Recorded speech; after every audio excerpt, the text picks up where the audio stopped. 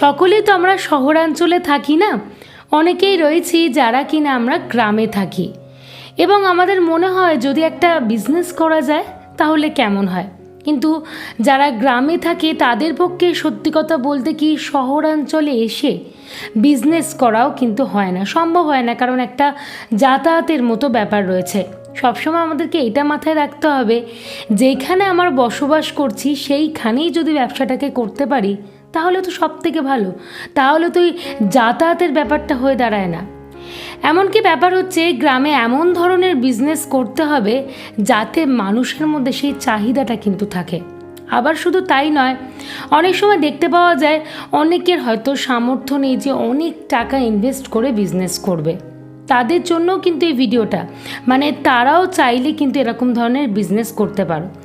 এখন তোমাদেরকে একটা কথা বলি, আমি যদি তোমাদের বলি যে হ্যাঁ তুমি বিজনেস করবে অথচ তোমাকে কোনো টাকা ইনভেস্ট করতে হবে না, এই কথাটা বলা মানে পুরোপুরি একটা হাসি মজার মতো কথা বলা হয়ে যাবে। বিজনেস করতে গেলে তোমাকে টাকা কিন্তু ইনভেস্ট করতে হবে। হ্যাঁ, এখানে অবশ্যই একটা দিক রয়েছে, অনেক বিজনেস করতে হয়তো অনেক টাকা প্রয়োজন হয়ে পড়ে, কিছু কিছু বিজনেস করতে মোটামুটি মাঝারি অ্যামাউন্টের টাকার প্রয়োজন হয়, আবার কিছু বিজনেস করতে মোটামুটি একটা ঠিকঠাক অ্যামাউন্টের টাকা আমরা দিলেই কিন্তু সেই বিজনেসটা শুরু করতে পারি।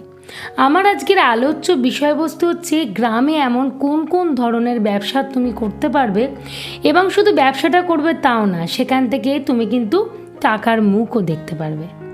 তাহলে চলো একটু আলোচনা করে নিই এমন কোন কোন ধরনের ব্যবসা আমরা করতে পারি। তার মধ্যে প্রথমত হলো ফুড ট্রাক। নিশ্চয়ই এই নামটার সাথে তোমরা কম বেশি অনেককেই প্রচলিত। এখনকার বর্তমান দিনে ফুড ট্রাক কিন্তু অনেক মানুষ করছে, মানে এই ব্যবসাটার সাথে অনেক মানুষ সংযুক্ত হচ্ছে। তোমাদের একটা কথা বলি, গ্রামে যদি এই ব্যবসাটা করা যায় তাহলে কিন্তু ভীষণ একটা ভালো লাভজনক প্রভাব কিন্তু তোমার মধ্যে আসতে শুরু করবে, মানে তোমার ব্যবসায় আসতে শুরু করবে। মনে রাখবে গ্রামে তো অত খুব একটা দোকান নেই, শহরের হয়তো অতটা আলো গ্রামের মধ্যে পদার্পণ করতে পারেনি। অনেক গ্রাম রয়েছে যে গ্রামগুলো কিন্তু বেশ সেই এখনও অন্ধকারের যুগেই পড়ে রয়েছে।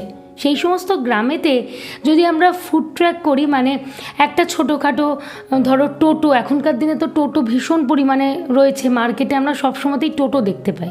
টোটোর মধ্যে হতে পারে বা কোনো রকম ট্রলি হতে পারে বা ছোট্ট ভ্যান গাড়ি হতে পারে, তার মধ্যে যদি একটা খাবার দাবারের জিনিসপত্র নিয়ে আমরা পাড়ায় পাড়ায় ঘুরতে শুরু করি, দেখবে এই বিজনেসটাতে কিন্তু অনেক লাভজনক প্রভাব রয়েছে। অবশ্যই এটাকে দুটো ভাগে ভাগ করতে হবে, একটি হলো সকালের দিকের আইটেম, আর একটা হলো বিকেলের দিকের আইটেম। সকালবেলার দিকে মানুষ সকালে যে সমস্ত খাবার দাবার খায়, মানে জল খাবারে, সেই সমস্ত আইটেমকে নিয়ে যদি আমরা পাড়ায় পাড়ায় ঘুরে ঘুরে বিজনেস করতে পারি তাহলে কিন্তু সেখান থেকে অনেক মানুষের উপকার হবে। দেখবে হয়তো যারা চাষিরা রয়েছেন, যারা গ্রামে ধানের মানে মাঠে মাঠে কাজকর্ম করেন, তাদের পক্ষে হয়তো খাওয়া দাওয়াটা অনেক ক্ষেত্রে অনেক অসুবিধা হয়ে যায়। যদি তাদের কাছাকাছি জায়গায় পৌঁছানো যায় তাদের পক্ষে তো অনেকটা সুবিধা হয়ে গেল। তোমাকে কিন্তু কোনো অপেক্ষা করতে হবে না, মানে কতক্ষণে দুটো খরিদ্দার আসবে তোমার সামনে সেই অপেক্ষাটা করতে হবে না। দেখবে তুমি বেরোবে আর সঙ্গে সঙ্গে সব কিছু বিক্রিবাটা হয়ে গেল। অবশ্যই এখানে তোমাকে দামটাকে ঠিকঠাক রাখতে হবে। তুমি আকাশ ছোঁয়া দাম নিয়ে নিচ্ছ এটা কিন্তু সম্ভব না, তাহলে মানুষের পক্ষে সেই সামর্থ্যটা হবে না হয়তো তোমার থেকে কেনার জন্য।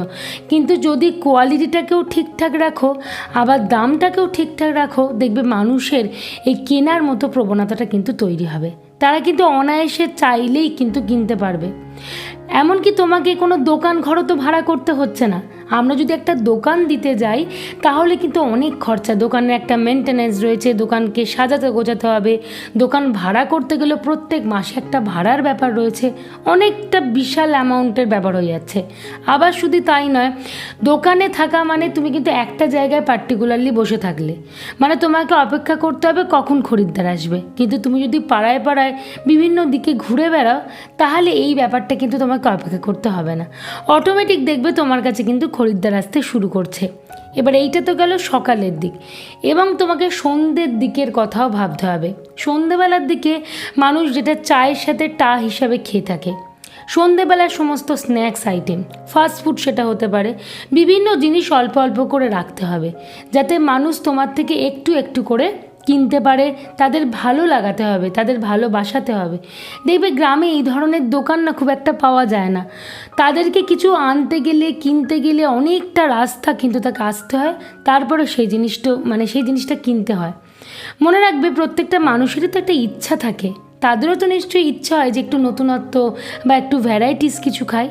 তাদের জন্য যদি এই জিনিসটা করা যায় তাহলে কিন্তু খুবই ভালো, এতে কিন্তু তোমার ইনকামটাও বাড়তে শুরু করবে। কোনো দিন তোমার রুটটাকে না একদিকে রাখবে না, মানে প্রত্যেক দিন একই দিকে আসছো তা করবে না। ধরো সপ্তাহে 7 দিনটাকে বিভিন্ন দিকে ভাগ করে দিলে, বিভিন্ন দিকে ভাগ করার পরে তাহলে সেই মানুষগুলো জেনে গেল যে তুমি কোন কোন দিন সেই পাড়াতে যাও, তাহলে দেখবে তোমার কিন্তু বেচা কেনাটা ভালো হবে। অবশ্যই গুণগত মানটাকে ভালো রাখার চেষ্টা করো, তার কারণ গ্রামের লোকের ক্ষেত্রে এই ব্যাপারটা হয়, দেখা গেল তুমি খুব ভালো কোনো প্রোডাক্ট দিলে বা খাবার দাবার দিলে তখন কিন্তু মানুষের লোক মুখে জিনিসটা প্রচার ঘটবে। আবার যদি সেটা খারাপও দাও তাহলেও কিন্তু আবার বদনাম হয়ে যাবে। তাই জন্য সবসময় ভালোটা রাখার চেষ্টা করবে। আশা করি বুঝতে পারলে যে এরকম ধরনের ফুড ট্রাক কিন্তু বর্তমান দিনে ভীষণ চলছে, এই ব্যবসাটার কথা একটু ভাবনা চিন্তার মধ্যে আনতে পারো। এবং দ্বিতীয়ত বলবো সেটা জামা কাপড়ের ট্রাক, এইটাও কিন্তু একই ধরনের। ওই যে বললাম এখনকার দিনে মানুষ মানে সাইকেলে করেও এই ধরনের বিজনেস করছে, বা ছোটোখাটো ট্রলি হোক, সেটা ভ্যান গাড়ি হোক, যাই হোক না কেন, বা টোটো হোক, তার মধ্যেও বিভিন্ন রকম জামা কাপড়ের জিনিস, মানে যেগুলো আমাদের প্রয়োজনে লাগে। আর সবটার জন্যই অনেকটা দাম নিলে চলবে না, রিজনেবল প্রাইস রাখতে হবে, মানুষের যাতে সামর্থ্যের মধ্যে পড়ে। ওই যে বললাম গ্রামেতেও দেখবে এরম ধরনের জামা কাপড়ের দোকান যথেষ্ট কম, তাদেরকে হয়তো শহরাঞ্চলে আসতে হয়, তার জন্য হয়তো অনেক সময় অনেক টাকা ব্যয় করে তাদেরকে আসতে হয়। কিন্তু এরকম যদি জামা কাপড় মানুষের দৌড়ে দৌড়ে গিয়ে বিক্রি করা যায় তাহলে তাদের পক্ষেও তো সুবিধাজনক হয়, যখন যেটা প্রয়োজনীয় জিনিস তারা অনায়াসে কিনতে পারবে। এখানেও কিন্তু তোমাদেরকে মনে রাখি একটা কথা, বিভিন্ন দিককে মানে বিভিন্ন রুট গিয়ে কাজটা করতে হবে। ওই একটা দিকেই শুধুমাত্র প্রত্যেক দিন যাচ্ছি তাহলে কিন্তু চলবে না, চারদিকে ছড়িয়ে দিলে তোমার নামটা কিন্তু লোক মুখে প্রচার হতে শুরু করবে। তাই অবশ্যই কিন্তু ভাবনা চিন্তার মধ্যে এই ব্যবসাটাকেও রাখতে পারো। এবং শেষ বা তৃতীয়ত আরেকটি দিকের কথা বলবো, আরেকটি ব্যবসার কথা বলবো, সেটি হলো মিষ্টির ব্যবসা। আমরা কম বেশি অনেকেই জানি যে গ্রামের মানুষদের মধ্যে কিন্তু মিষ্টির চাহিদাটা বেশি আছে। তোমাকে আমি একটা অভিজ্ঞতা দিয়ে বলি, আমার বাড়ি কিন্তু শহরাঞ্চলে, আমি কিন্তু সত্যি কথা বলতে কি গ্রামে থাকি না। কিন্তু আমি আমাদের পাড়ার কথা তোমাদের বলি, আমাদের পাড়াতে না সপ্তাহে 4 দিন করে একজন মিষ্টি বিক্রেতা আসেন। সাধারণ একটা সাইকেলে করে আসেন, কোনো রকম বড় গাড়িতেও নয়, বা 2 চাকা গাড়িতেও নয়, বা কোনো ভ্যান বা টোটোতে করেও নয়, সাধারণ সাইকেলে আসেন। অনেক রকম ভ্যারাইটি মিষ্টি নিয়ে আসেন, বা মিষ্টির দোকানে যে ধরনের জিনিসপত্রগুলো পাওয়া যায় সেই ধরনের জিনিস নিয়ে আসেন। তোমাদেরকে বলে আমি বোঝাতে পারবো না যে উনি হয়তো এই পাড়াতে 8 ঘন্টা থেকে 40 মিনিট থাকেন, তার মধ্যে সমস্ত জিনিস কিন্তু বিক্রি হয়ে যায়। মানে ভাবো, আমি শহরাঞ্চলের থেকেই ঘরটা বলছি, শহরাঞ্চলে তো মিষ্টির অভাব নেই, শহরাঞ্চলে অনেক মিষ্টির দোকান রয়েছে, তাহলে কেন ওনার কাছ থেকে বিক্রি হচ্ছে? কারণ এখনকার দিনের মানুষ সত্যি কথা বলতে কি অনেকাংশে কুড়েও হয়, মানে আবার দোকানে গিয়ে মিষ্টি কিনবো, তার থেকে আমার বাড়ির সামনে যদি চলে আসে সেখান থেকে যদি কিনে নিই তাহলে ক্ষতি কী? টেস্টটাও ভালো, কোয়ালিটিটাও ভালো, আবার দামটাও রিজনেবল জিনিসের মধ্যে পাচ্ছি, আবার হাতের সামনে ঘরে বসেও পেয়ে যাচ্ছি। এই সুবিধাটাকে তো দেখতে হবে। এদিকে গ্রামেতে মানুষের পক্ষে হয়তো যাওয়াটা সম্ভব হয়ে ওঠে না, হয়তো গ্রামের মানুষ একেবারে কুড়ে না, কিন্তু গ্রামের মানুষের পক্ষে যাওয়াটা একটা বিশাল ব্যাপার হয়ে যায়। শহর অঞ্চলে এসে হয়তো মিষ্টির দোকানের দামও অনেক বেশি হয়, তাই তাদের কাছে যদি আমরা সেই জিনিসগুলোকে পৌঁছাতে পারি আমার মনে হয় অনেক ভালো। গ্রামের মানুষদের দেখবে এটা শেষ পাতে মিষ্টি না হলে চলে না। আমি এটা নিজের বাস্তব অভিজ্ঞতা থেকে বলি, কারণ আমার অনেক আত্মীয় স্বজন রয়েছে যাদের বাড়ি কিন্তু গ্রামে, তাদেরকে দেখেও বলছি, তাদের মানে ওরকম বাড়ির কাছাকাছি জায়গায় না এরকম ধরনের মিষ্টির দোকান নেই। মানে গল্প করে যে মিষ্টির দোকানে একটু মিষ্টি খেতে গেলে অনেক দূরে আসতে হয়, অনেক দূর থেকে কিনতে হয়, কিন্তু এরকম যদি বাড়িতে গিয়ে এরকম মিষ্টি বিক্রি করা যায়, অবশ্যই একটা ভালো দোকানের সাথে কথা বলে নিতে হবে এবং সেখান থেকে তার সাথে আলোচনা করে নিতে হবে সে কতটা ডিসকাউন্ট দেবে। ভালো কোয়ালিটির জিনিসপত্র নিতে হবে এবং একটু ঠিকঠাক দাম নিয়ে মানুষজনের কাছে বিক্রি করতে হবে। দেখবে বেচাকেনা প্রচণ্ড পরিমাণে বৃদ্ধি পাবে। শহরাঞ্চলেই যদি এইভাবে বিক্রি হয় তাহলে গ্রামাঞ্চলের পরিমাণটা অতিরিক্ত পরিমাণে বাড়বে। এটা তো খুব সাধারণ বিষয়। তাহলে বুঝতে পারলে যে এই 3 ধরনের ব্যবসার কথা কিন্তু তোমরা মাথায় রেখে চলতে পারো। এই সমস্ত ব্যবসাগুলোতে তোমাকে কিন্তু ইনভেস্টটাকে কিছুটা হলেও কম করতে হবে। ওই যে বললাম, তোমাদের আগেও বলেছি, ব্যবসা কোনো রকম ইনভেস্ট ছাড়া কিন্তু হয় না। তুমি মনে করলে যে আমি ব্যবসা করব, কোনো রকম কোনো ইনভেস্ট করব না, এটা সম্ভব না। ব্যবসা করছো, তোমাকে ইনভেস্ট করতে হবে। হ্যাঁ, এখানে অবশ্যই একটা কম বেশির দিক রয়েছে। এখন তোমাদের মনে একটা প্রশ্ন জাগতে পারে যে আমি এরকম ব্যবসার কথাগুলো কেন বলছি বা তোমাদেরকে কি করে বোঝাচ্ছি। তার কারণ হচ্ছে আমার বাস্তব অভিজ্ঞতা। আমার বাড়িতে ব্যবসাদার রয়েছে, এমনকি বেশিরভাগ জনের ব্যবসা বলতে পারো গ্রামেতে। আর আজকে তারা কিন্তু সফল, একটা ভালো জায়গায় তারা পৌঁছাতে পেরেছে। কিছু কিছু জনের এক্সপিরিয়েন্স কিন্তু অনেক বছর, মানে দীর্ঘ 35 বছর 40 বছরের এক্সপিরিয়েন্স রয়েছে।